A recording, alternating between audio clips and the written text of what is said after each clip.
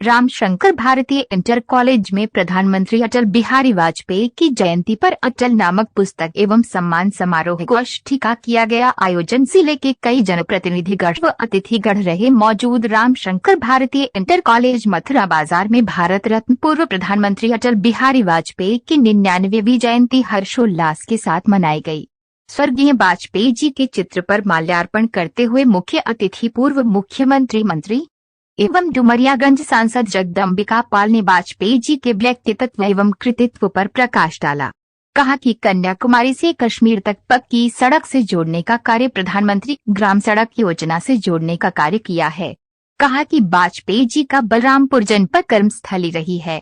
देश में वाजपेयी जी ने तरक्की लाने का कार्य किया है। भाजपा पार्टी को मजबूती प्रदान करने का कार्य किया है। अटल बिहारी वाजपेयी जी के पुस्तक का विमोचन किया गया। सभा को भाजपा क्षेत्रीय उपाध्यक्ष अवध प्रांत राहुल राजरस्तोगी, लोकसभा संयोजक शंकर दयाल पांडे, अटल बिहारी वाजपेयी की पौत्री अंजलि मिश्रा एवं पूर्व सांसद गगन मिश्रा, तुलसीपुर विधायक कैलाश नाथ शुक्ला, पूर्व मंत्री हनुमंत सिंह, जिला पंचायत अध्यक्ष प्रतिनिधि श्याम मनोहर तिवारी, पूर्व अध्यक्ष कुसुम चौहान, पूर्व अध्यक्ष चंद्र प्रकाश सिंह गुड्डू, शिव कुमार, महेश सोनी, राजेश गौतम, सुरेश श्री हनुमंत सिंह जी को, श्रीमती कुसुम चौहान जी, श्री कैलाश नाथ शुक्ला जी, श्री अशफाक जी, श्री शिव प्रसाद द्विवेदी जी, श्री चंद्र प्रकाश गुड्डू जी, श्री धीरेन्द्र प्रताप सिंह जी, श्री अवधेश श्रीवास्तव जी, श्री शंकर दयाल पांडे जी और इसके साथ ही सम्मानित मंच का मैं सिर नवाकर अपना प्रणाम करती हूँ और आप सबका वंदन, अभिनंदन और आपको सादर प्रणाम। अभी हमारे मुख्य अतिथि जी जगदम्बिका पाल भाई साहब ने अटल जी के बारे में आपको विस्तृत से बता ही दिया है।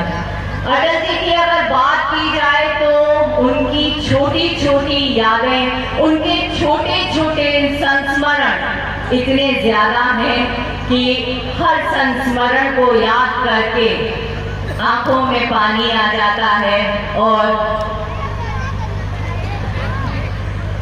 प्रकृति ने भारतवर्ष को बहुत कुछ दिया। यह दुनिया का एक अकेला देश है जहां गंगा जैसी पावन नदी बहती है, जहां पर्वतराज हिमालय आठों प्रहर प्रहरी की तरह हमारी सुरक्षा करता है। ये दुनिया का एकमात्र देश है जहां पर सचमुच मिट्टी में अमृत है। इतिहास कहता है कि समुद्र मंथन के दौरान निकला हुआ अमृत 4 जगहों पर छलक पड़ा था। वो चारों पवित्र जगह हरिद्वार, नासिक, उज्जैन और प्रयाग के नाम से जानी जाती है, जो इसी भारत भूमि पर है।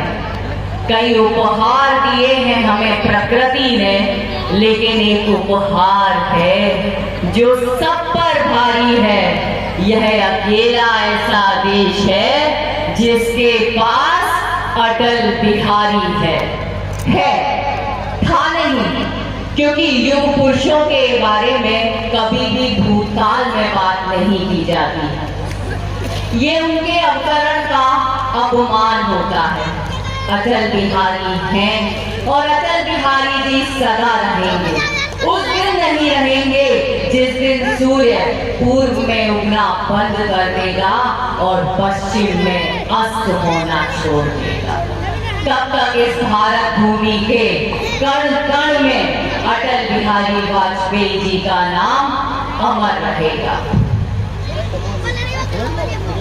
हिंदू तन के भाव को अंतःकरण में संजो कर रखने वाले राष्ट्रीय स्वयंसेवक संघ के अटल स्वयंसेवक, राजनीति की नित नई परिभाषा करने वाले, अपनी लेखनी से मन के भावों को पद्य और गद्य में रचने वाले, अपनी ओजस्वी वाणी से श्रोताओं को मंत्र मुग्ध करने वाले विश्व की सबसे बड़ी पंचायत यूएनओ को पहली बार हिंदी से गुंजित करने वाले स्वप्नदर्शी भारत रत्न युग पुरुष अटल जी। साधारण अध्यापक पुत्र से विश्व के सबसे बड़े लोकतंत्र का प्रधानमंत्री बनना इतनी आसान बात नहीं थी।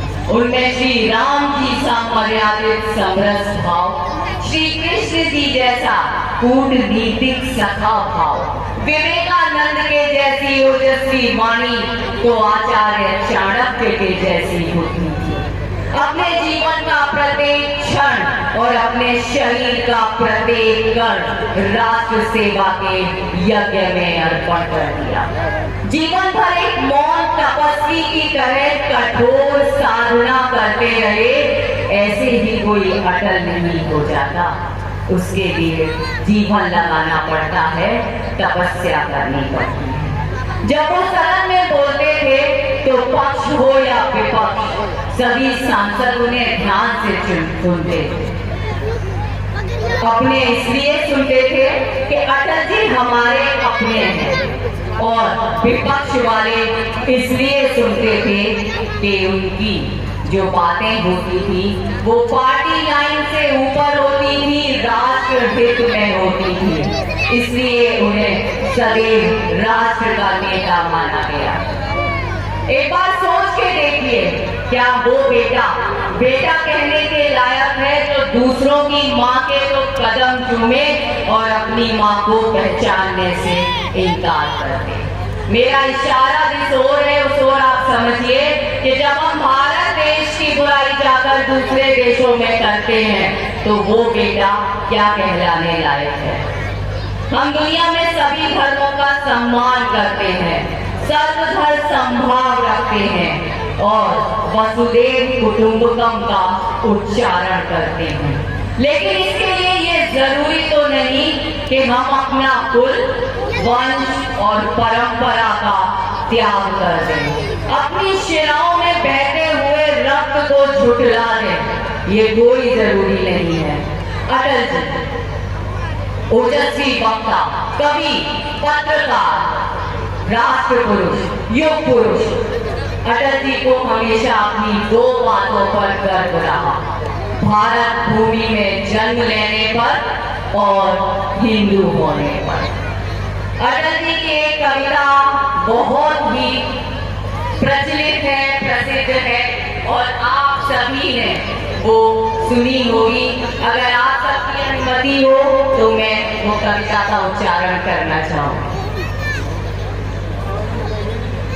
मैं शंकर का वह क्रोधानल कर सकता जबकि झार झार डमरू की मैं प्रलय ध्वनि हूँ, जिसमें नचता भीषण संगार रणचंडी की अतृप्त प्यार